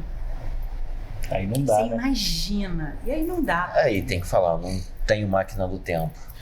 Yes. Volta para o Futuro é só no filme, não tem como. Diz uma coisa, aí é curiosidade minha, e eu acho que de repente vai ser curiosidade de muitos que estão nos assistindo. Qual é a cirurgia mais complicada para você, estética? Vamos lá. A gente gosta muito do que a gente faz, a gente estuda, a gente tem um conhecimento técnico, a gente brinca que o cirurgião ele é meio que um macaco treinado ali, né? Então, é relativamente fácil fazer aquilo que a gente faz todos os dias, mas a rinoplastia, ela é uma cirurgia que a gente precisa ter um pouquinho mais de arte, ser um pouquinho mais artesanal ali, e a gente conta muito com o processo de cicatrização a nosso favor. Porque qualquer coisinha que mude o processo de cicatrização na mama e que repuxe uma cicatrizinha, está escondido, no abdômen está escondido, a gente trata no nariz, está todo mundo vendo durante um ano. E aí todo mundo fala, e aí a gente tem que estar com o paciente muito preparado para entender que o resultado dele, ele demora um pouquinho. E qualquer distorção, você imagina uma distorçãozinha de fibrose, que é um processo cicatricial normal. Toda cicatrização tem um processo de fibrose, que é um endurecimentozinho. Às vezes o nariz sai da cirurgia perfeito, lindo. Fez uma fibrose aqui, subiu um calinho. E às vezes o paciente sumiu, foi embora. Se a gente consegue intervir antes, até com corticoide ou alguma coisa, resolve. Foi embora e aí ele volta depois frustrado. E é uma cirurgia mais artesanal. A gente faz, coloca uma cartilagem. É muito surpresa o que a gente vai encontrar dentro, sabe? Tem que ter um pouquinho mais de eu particularmente tinha vontade, mas eu tenho muito medo disso. Eu tenho muito medo de mexer com o meu rosto. Não é previsível. 20% dos caras que só fazem nariz, eles têm uma incidência de 20% de reoperação. Você imagina, é muito alta. É muito 20% alta, dos pacientes que você opera voltam pra mesa. É muita coisa. Os caras que fazem nariz todo dia fazem muito bem. Uma face, por exemplo, que é uma cirurgia que os pacientes falam, meu Deus, alta complexidade, fica a orelha. Ela é muito técnica. Você abre aqui, descola a pele, levanta. Ela é muito técnica. A mama, você tem algumas dificuldades mais de manutenção a longo prazo. O abdômen é facílimo. A lipoaspiração, a gente tem dificuldade ali, mas com o tempo você ganha esse feeling, porque você mede com a mão aquilo que ficou ali, às vezes tem alguma irregularidadezinha, mas tecnicamente o nariz é uma das cirurgias que a gente precisa ser mais artesão. E aí entra um pouquinho da arte do cirurgião plástico. Diz uma coisa, eu queria colocar uns gominhos aqui. Você colocaria Ela uns cobra gominhos, por gominho, tá? Tu pode botar Ou eu vou na tangerina e junto algumas tangerinas aqui. Faz Deve ter parcelado, muito isso, Rafael. Gente, Bota um gomo por mês. Até o verão, tu botou 6. tá bonitinho. Você sabe que tem muita distorção de imagem, né, também, tanto pro positivo quanto pro negativo, tanto para mulheres lindas que chegam lá querendo fazer coisas que você fala assim, olha, eu não tenho o que fazer em você. Não, mas doutor, olha aqui, eu tenho. Quanto pro paciente que tá sobrepeso e não consegue enxergar, se acha bem. A gente tem muita distorção de imagem. A gente tem, a cirurgia plástica tem esse lado psicológico muito forte associado. E aí a psicologia explica. A psicologia explica que as pessoas às vezes não querem se autoavaliar e querem ir ali buscar a solução de um problema que quer fazer uma reeducação alimentar, mas quer chegar lá e falar, mete um gominho aqui na minha barriga porque eu quero ter um abdômen, porque eu vi que... E eu tô pagando. Não, a minha parte, a pessoa deve falar isso. Olha, a minha parte eu cumpri. É 30 mil? Tá pago. Mas eu paguei 30 mil e eu não fiquei com essa barriga. Outro dia eu recebi uma paciente, mandou a barriga da Luciana Gimenez, um espetáculo. Eu vou ficar com essa barriga? Não. Mas como não? Não, meu Deus, olha a Luciana Gimenez, magra, alta, maravilhosa, a gente tá fazendo uma lipo, porque você tem um acúmulo assim, eu preciso respeitar a tua pele, o que você tem de gordura superficial e profunda, a gente vai melhorar o teu contorno corporal, mas ficar com a barriga da Luciana Gimenez, não. Mas existe esse sonho, E as pessoas falam mesmo assim, Falam eu quero compram. essa barriga. Essa barriga, Cara, eu te mostro aí, parece meu até celular, mentira, ele é né, cara? maravilhoso. Não, daqui a pouco, cara, vai ter gente chegando falando, olha aqui, tá vendo Augusto Moutella? Eu quero, por gentileza. Eu quero isso. Quero isso, tá? Eu quero ser Quero barba do Rafael Patrício, por favor. Meu celular é maravilhoso e aí eu faço questão de ter o backup do WhatsApp, assim, então eu tenho milhões de fotos e conversas aqui. Sem contar um monte de nudes que ela recebe Todos diariamente. os dias. É verdade. Nude. De A manhã. gente estava de tarde. conversando, ela, não, porque eu recebo nudes, eu parei e falei, realmente, verdade. É do ofício. Ah, Olha que nude beleza. eterno. Mas falando nisso, Talvez Rafael, você sentiria dor no testículo. Porque os nudes cara, é iniciais não surreal são dos isso, sabia? melhores. Assim, eu tô falando num tom de brincadeira, mas é muito engraçado. Pessoa assim, por exemplo, essa questão da cirurgia, aí aparece esse programa, esqueci o nome que tu falou. Budget. Budget. Aí a pessoa, aí o cara começa a cortar aquele monte de pele, né, e tal. Aí eu lembro assim, eu falo, caramba, cara, parto do meu filho, eu tava ali assistindo, eu tava quase fazendo o parto, porque eu tava muito perto. Ah, não começa também, não. Aí, Não, eu tenho. Aí eu vou me levantar, eu vou fazer o parto. Não, aí não. eu não fiz o parto, eu não falei isso, eu não falei isso. Não, Eu tenho vídeo. Não. Eu tenho vídeo. Aí não. Eu tenho vídeo. E aí, cara, mas assim. Você tem um vídeo de você fazendo o parto de Não, Pedro? claro que não. Mas assim, e olha só que engraçado, essas aflições, mas eu no centro cirúrgico, eu não sei te explicar. Eu acho que talvez, eu não sei se você passou por isso também, talvez por eu estar filmando, eu estava muito perto, mas eu estava filmando. Então você estava longe. Né, então eu estava vendo aqui, estava aqui. Estava Assim, perto, mas estava tava longe. aí onde você tá, só que eu estava aqui, ó. E eu estava vendo aqui. Então, talvez por parecer que era um filme e eu não olhava pro real, olhava para cá, pô, foi muito tranquilo, Comigo muito já tranquilo. Foi diferente porque eu não vi nascer, porque como foi parto natural, parto normal. Eu tava atrás. Ah, estava com ela. Estava com ela, a gente estava junto, ela atrás, Nossa. a gente abraçado, então eu não vi saindo e também não teve corte, não teve nada, então não tive, mas de repente, Nossa. se tivesse, pode ser que eu desse uma tonteada. Mas, ou doutora, vamos conversar outras vezes. Temos aí. Combinado.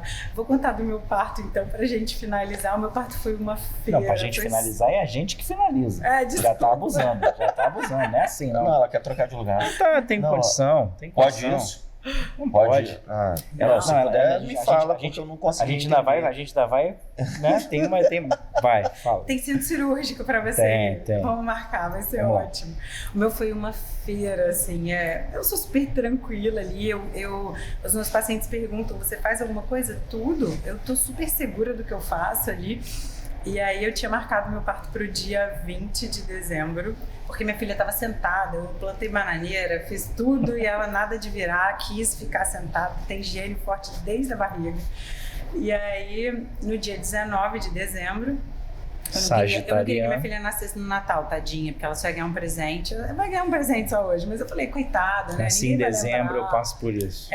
Sacanagem, né? Tem Sacanagem. aniversário com os amigos. É isso Todo aí. mundo viajando. Isso aí. É o funcionário do escritório faz aniversário no dia 31 de dezembro. Ninguém lembra, tá É. todo mundo Cara, aqui. o meu aniversário. Comemora, todo mundo Meu comemora aniversário é 9 de dezembro e eu já passei muito por isso. Imagina quem faz depois do dia 10, 15, né? Sim, aí minha data prevista era 28. Eu conversei com a obstetra, eu falei, poxa, tá todo mundo, é difícil se comunicar. Você chega no hospital, médico, né? Ou médico, como já que é um tráfico de influência. Não pode nascer Natal. Doutora, não pode, resolve isso aí. No Natal Resolve. você só tem plantonista Vamos tirar logo. jovem. De ninguém, médico mais experiente, a gente tá em casa no Natal com a Isso aí. família. Você tem tudo aquele. Enfim, falei, vamos lá, tá sentada, marca pro dia 20. Aí dia 19, malhei com tudo, plantei bananeira lá pra ver se ela virava, nada. Fomos à praia, eu, minha irmã que já veio pro parto, minha outra irmã tava pra vir, e eles bebendo na praia. Bebendo, eu aqui meio assim, gente, eu preciso comer e dormir, porque é a minha última noite de sono. E E é mesmo. Amanhã eu tenho que estar de jejum. Acabou, né? Hoje vai ser a minha última noite de sono. 3 da tarde, 4 da tarde, todo mundo lá. Liga pra mim! E tá ela assim, ó. Feliz. E eu, gente, né? Daqui a pouco, vamos lá, né? Quero comer. A gente combinou de comer uma costela no Malta ali, despedida da última noite de sono do meu cunhado. 5 e pouquinho, saio da praia com minha irmã, meu cunhado e meu marido alcoolizados. Sentamos no Malta. O que tá vazando aí? Sentamos no Malta, eles pediram mais uma cervejinha e tal. Aí eu pedi um pastel de costela, que é um espetáculo ali. Chegou o pastel de costela, eu senti minha perninha escorrer. Eu falei, não. Não é possível. Tô morrendo de fome. Não. Segura aí. Segura aí. Calma, não é por aí. Fazer só uma refeição. Aí eu falei, gente, dá licença. Aí fui pro banheiro, né? Aí minha irmã, o que tá acontecendo? Eu falei, nada. Acho que a bolsa estourou. Aí sentei, assim, com toda a minha calma, né? Falei, vou comer pelo menos metade do pastel de costela, que até eu consegui. A bolsa estourou e ela tá preocupada com o pastel de costela. Tô tranquilo. Gente, isso é uma serenidade total. O Bruno tá desesperado já. O Bruno já tá bem parecido. Eu também. Meu irmão. Aí eu falei, a bolsa estourou, mas... Calma, que... A criança 90. Rivotril. Rivokids. Até eu conseguir falar com a obstetra e todo mundo chegar no hospital e tal... Dá tempo de eu comer metadinha. Eu falei, vocês comam com tranquilidade. Aí meu marido, bolsa estourou. Aí começaram, garçom, traz mais uma. A bolsa estourou. Aí eu falei, mas vocês podem Essa comer. é a vantagem do médico, né? Ele sabe quanto tempo ele pode ficar nessa loucura. Né? Eu poderia ficar ali 18 horas com tranquilidade. Eu falei, vocês podem comer. Por que eles não falam isso pra gente, cara? Não, a obstetra falou. Todo mundo saiu desesperado, né? E eu falei, vocês comam a costela? Fiquei puta, porque a costela chegou e aí eu mandei um WhatsApp. Aí todo mundo, liga! Eu falei, gente, deixa a obstetra me responder com calma. Sábado, 18 horas, mandei um WhatsApp. Falei, Mari, ó, rompeu a bolsa, mas vai com calma, eu tô suja de praia aqui ainda, vai dar tudo certo. Vai com calma. A gente pediu a sobremesa ainda. Vou fazer cabelo, vou fazer uma massagem. Mas foi isso, aí eles comeram, eu saí e falei, cara, eu vou ter que dirigir, porque eu tô com 3 bêbados ali, gritando pela rua. Ah, você é garçom. Aí o garçom, tá tudo bem? Aí eu falei, tá tudo ótimo. Só que eu me mexia e molhava o banquinho de vaca do Malta ali, de pelinho. Aí eu botava uma canga e outra, mas tá tudo bem. Aí saí, tem vários vídeos no meu celular deles. A bolsa estourou, vamos pra casa. A bolsa estourou. Aí e não começou a sentir dor, né? Depois que a bolsa estourou. Não tive contração. Aí cheguei em casa, tomei um banho, fiz uma escova no cabelo, passei maquiagem. Eu falei. Claro, gente, eu falei, vou sair nas fotos do parto, né? Tava programada. Liguei pro meu chefe, falei, Fábio, tá de bobeira sábado à noite? Ele tô, eu falei, dá pra fechar minha barriga? Ele, claro. Aí ele foi pro hospital. Isso é papo de médico, né, cara? Tá de bobeira, cara? Pô, fecha a barriga. Vem fechar a minha barriga, pelo menos pra cicatriz ficar bonitinha. E a minha irmã anestesista estava em Vitória num evento e ela ia pegar o voo das 8 e ia pousar às 9. Eu falei, vamos com calma que até a Nath chegar, dá tempo. Eram 5 e pouco quando rompeu. Eu falei, dá tempo das 9. Fiz minha internação sozinha porque meu marido sentou na recepção da perinatal. Dormiu, cheio apagou. De cerveja. E aí fomos pro centro cirúrgico. No centro cirúrgico tinha eu, minha irmã, minha outra irmã, meu cunhado, os 3 ali alcoolizados. A Natália conseguiu chegar a tempo, meu chefe, que era anestesista, e meu marido ali, batendo aquele papo assim, Feira, nasceu, é lindo. Aí meu marido, eu acho que eu preciso ir lá dar uma verificada no quarto, como é que tá? Eu falei, passou em casa e sacou 1 litro de cachaça pra levar pro hospital. A festa continua. Pra comemorar. Aí eu não falei nada, né? Levou na mala, botou na mala da criança que precisava terminar 1 litro de cachaça. Chegou lá ele, aí eu falei, não, meu amor, agora a gente pode guardar, né? Agora a cachaça a gente pode guardar, afinal alguém tem que passar a noite com a mãe e com a criança. E aí foi aquela feira no parto, ele precisa verificar o quarto. Agora no final eu falei, verificar o quarto, ele, depois a gente conversa. A costela bateu, o pai quando ele chegou, vê se o quarto tem banheiro. O quarto para ver se está tudo em ordem. Tudo bem, correu pro primeiro centro cirúrgico. Meu cunhado já estava lá no banheiro, eles brigando pelo banheiro, mas foi tudo bem. Eu tranquilona, faz aqui que fica aqui, vai dar tudo certo. No final, o marido dormiu apagado. completamente. Parece que ele que tomou a hack. Geral, anestesia geral que ele tomou. E a criança nasceu, é maravilhosa, é igual a gente, festeira de um tanto, assim, nossa, animada. Também não tinha como ela ser diferente. Nasceu com uma depois cachaça de uma na bolsa situação do dessa. Sim. Não tinha como. Sim, animada desde sempre. Não, quando a bolsa estourou, Malena, na hora eu peguei o telefone, Bernadette, que era obstetra, Bernadette, bolsa estourou. Ela, calma, meu filho, vai tomar um banho. Fica tranquilo. Eu falei, Bernadette, você não tá entendendo, porque a gente que é leigo, a bolsa estourou. A gente passa a vida inteira falando assim, a bolsa estourou, corre. Esteja no hospital. Filme. Esteja. Filme. É isso aí, é isso aí. Hollywood fudendo a nossa vida. Tá vendo? Olha só, vamos fazer um filme diferente, né? Estourou, bota lá, 18 horas depois, no hospital. Existem casos e casos, mas não, é eu tô brincando. E tudo, ali, a bolsa da minha esposa mulheres estourou. rímel, né? Estourou às 18 horas e meu filho nasceu 1 da madrugada. Porque ela entrou E tu em tá falando dela do quê? Tu deve ter ainda comido costela também, cara. Não, cara, eu tava assim, Bernadette. Não, meu filho, vamos, ainda vou comer, come alguma coisa, tá bom. Bernadette, você não tá entendendo, Bernadette. A bolsa estourou, Bernadette. Esse é o primeiro parto na vida. Ela, meu filho, eu tô indo pra lá, me encontra lá. Aí eu cheguei, olho no retrovisor, Bernadette. Não, essa é assim, a obstetra, né? Gine, enfim, mas obstetra também é loucura total, né? Porque tu não dorme, provavelmente não dorme. E nem come, porque não você dorme, sai do não dorme. correndo em todas as porque ocasiões. é parto, cara, é parto, né? Mas é chegada a hora que a doutora... só essa já foi sensacional, né? Mas já foi um pra ela caso não maravilhoso. se sentir, né, desprestigiada, preterida. Uma situação aí que você... Ludão, faculdade, aquelas histórias aí que você só contou na roda de amigos e vai contar hoje pra gente aqui. Só pra gente, não tem ninguém assistindo. Tem ninguém não. Ninguém. Não, gente, a gente tem uma série de histórias macabras aí no meio dessa trajetória.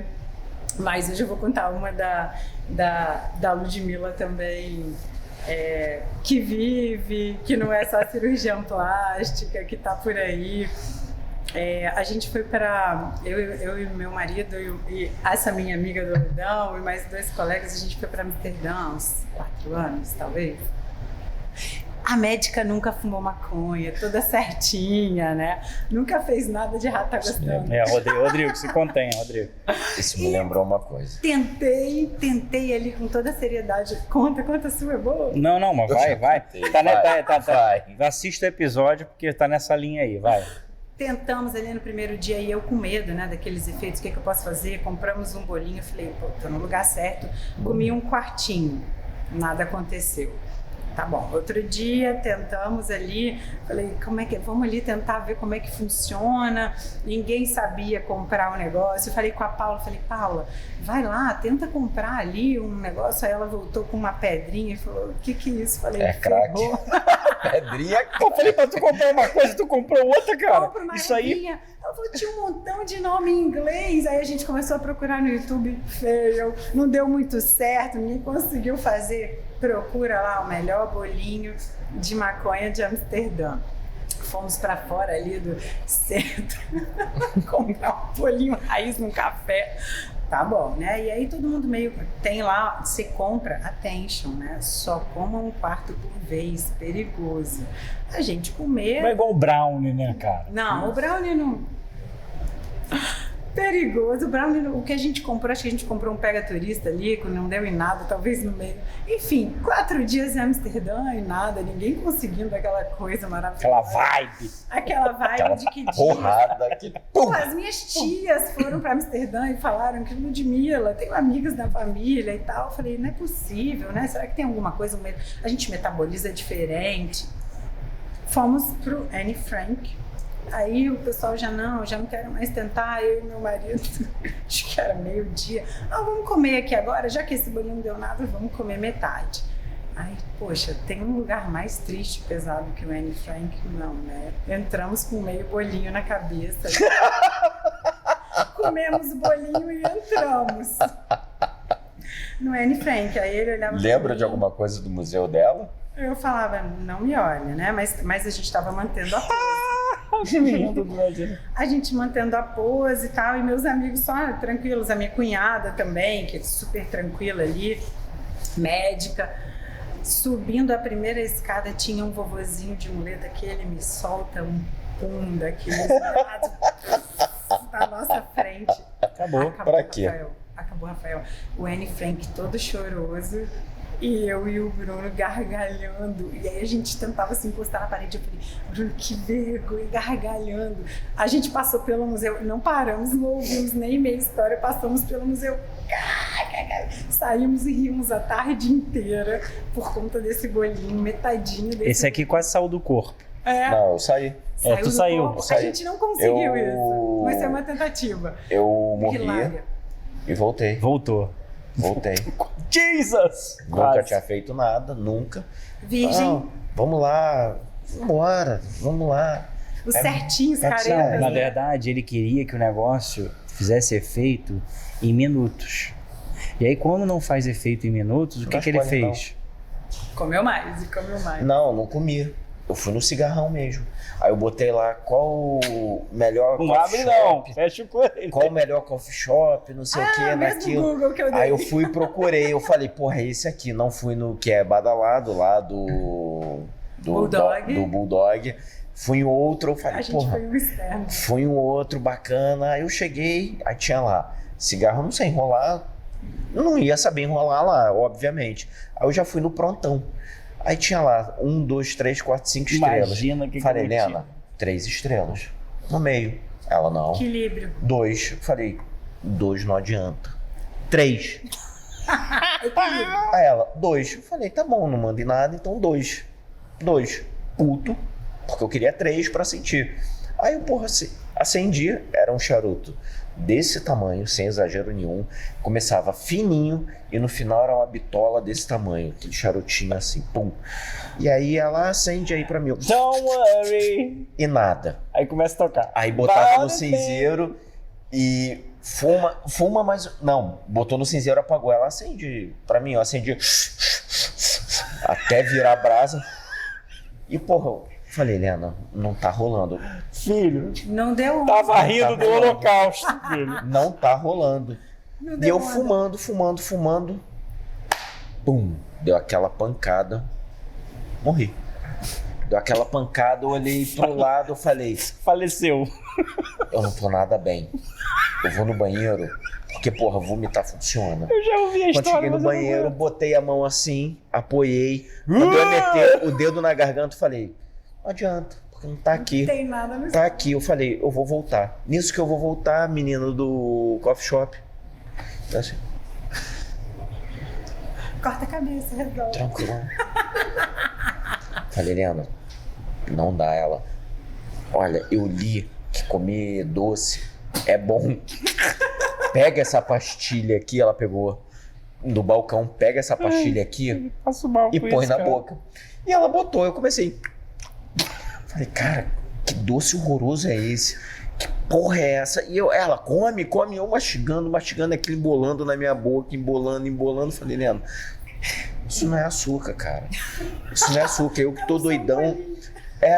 Era um papelão pra recolher a sobra da maconha e refazer. E eu mastigando aquilo, aí eu vi cliente flutuando do nada, o cara flutuando. Eu olhei assim e falei, não é possível. Eu olhando, falei, não é possível. Cara, tem antigravidade aqui dentro desse estabelecimento. Um cliente do escritório, magro, só o cara tava fortão, com a cabeça fininha. Eu olhei assim, ele flutuou no meio do nada, e ele me olhando, me encarando, falei, cara, não é possível. Aí eu olhava, aí eu balançava a cabeça assim, eu falei, é coisa da minha cabeça, eu olhava, sumiu. Falei, graças a Deus. Olhei de novo, o cara voltando, assim, fortão, e o cara espírito na vida, mesmo espírito. E ele me olhando, falei, Helena, já deu pra mim. E eu bebendo Coca-Cola, refrigerante pra mexer, eu falei, mastigando papelão loucamente, até que eu vi que não era, porque embolou. Eu falei, cara, eu que tô doido e você que me dá. E ela rindo. Aí rindo, se escangalhando de rir, eu ficando puto, porque ela rindo. Falei, olha só, todo mundo fala que maconha dá larica. Vamos pra lanchonete comer, que eu vou comer e, porra, eu vou melhorar. Cheguei, comecei a comer, não tinha condição de escolher nada. Ela, o que você quer comer? Só quero uma coca.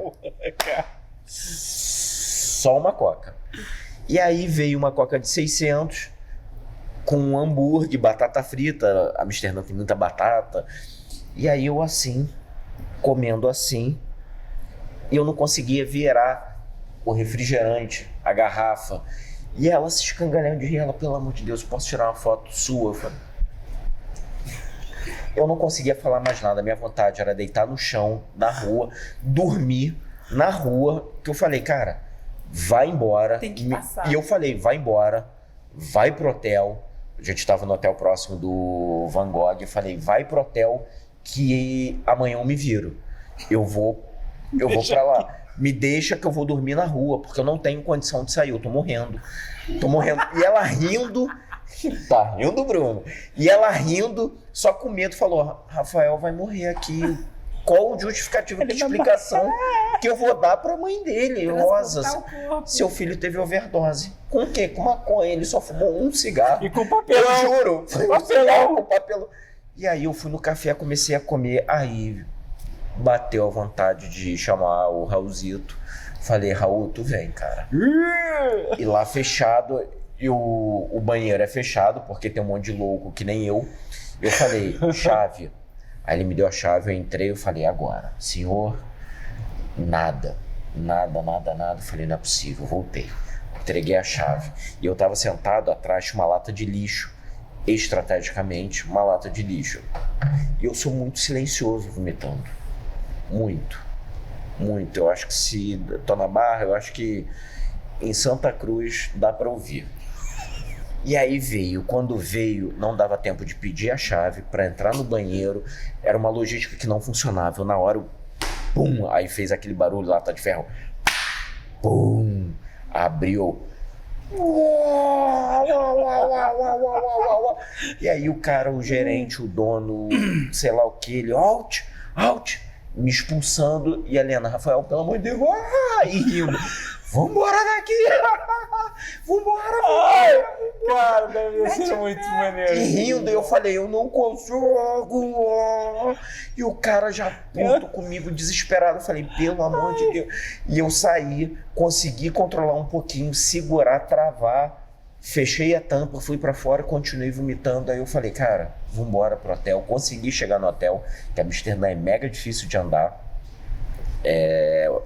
Tudo... Não, qualquer lugar é mega difícil de andar nesse teu estado. Não, mas em Amsterdã é pior ainda. Eu me perdi em Amsterdã algumas vezes. E não tem quem você pedir informação.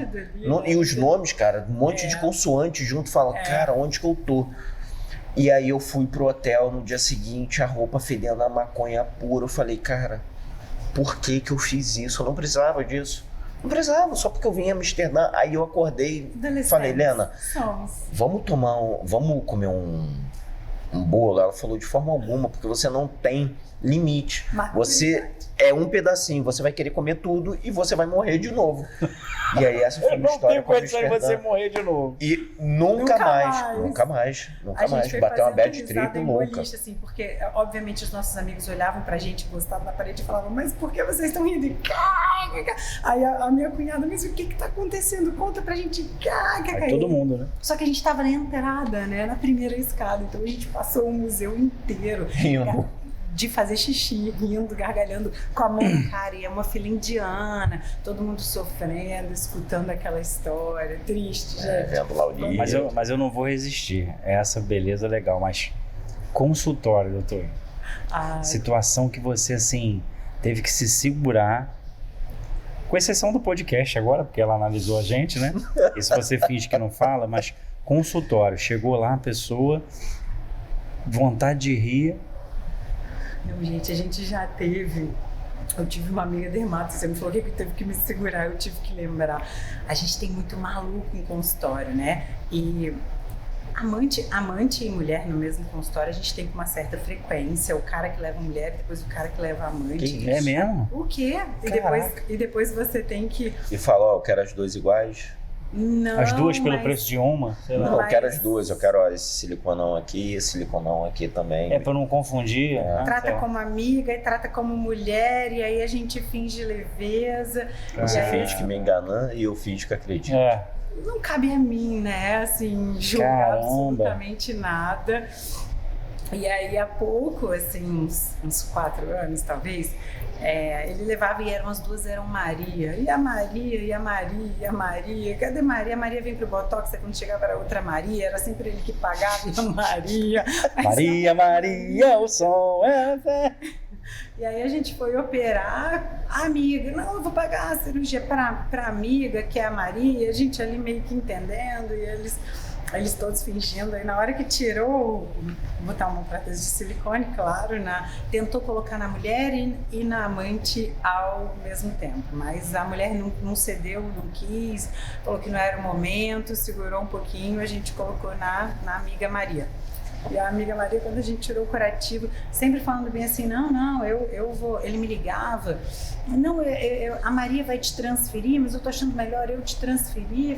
Tá tudo resolvido, amigo, tá tudo certo. Cara, o cara gosta E de aí, ter trabalho, né, cara? Gente, é uma Eu gosto Olha, de não ter paz. Eu vou te Pelo falar um menos negócio, eu ele encontrou- admiro, cara. Pelo menos ele encontrou o mesmo nome, então não tem Porra. risco. não dá pra trocar. Cara, o Dá. cara tem que ter muita disposição pra ter uma situação dessa, cara. E a gente tira o curativo pra mostrar, e aí ficou lindo. Aí a irmã da Maria falou, o fulano vai amar. Aí a Maria, pum. fingindo, porque o fulano não era pra eu saber que o fulano era o amante, tava eu e minha irmã anestesista ali. Como se você não soubesse, né? Como se eu não fosse uma inocente da história.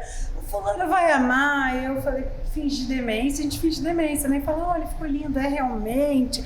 Aí ela, não é nada dessa pessoa. Não, eu não pensei nada, eu acho que ficou ótimo, vamos fazer gelo. Então você que está nos assistindo agora, ligue agora, temos aqui um pacote, tá? A titular e a amante. Tem que fazer Todas no mesmo pacote, mas na mesma cirurgia, tá? Silicone para as duas, né? Botox para as duas, nariz para as duas. Pra Não não precisa, confundir. para não confundir. Bota a mesma cara, né, Rafael? Olha que legal.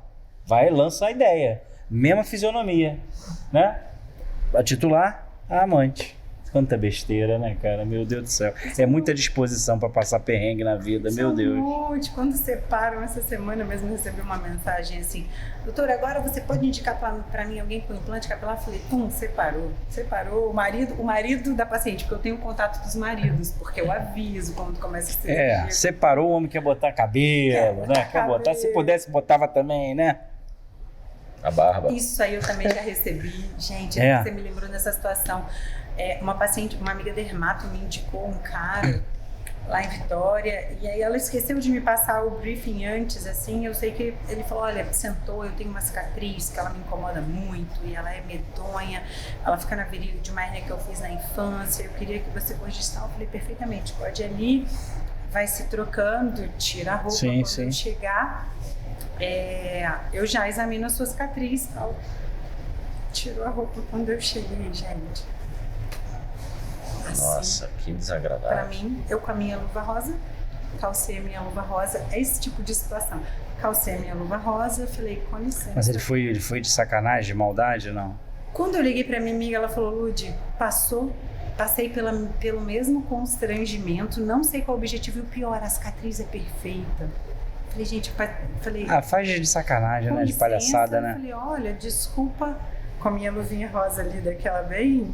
Pô, mas a tua amiga foi sacana, né? Nem falou nada, né? Falou, ó. Porque você chega, ele foi ao consultório dela 3 vezes com a mesma queixa, chega um momento que ela falou, olha, acho que talvez um cirurgião plástico te ajude. E aí você faz...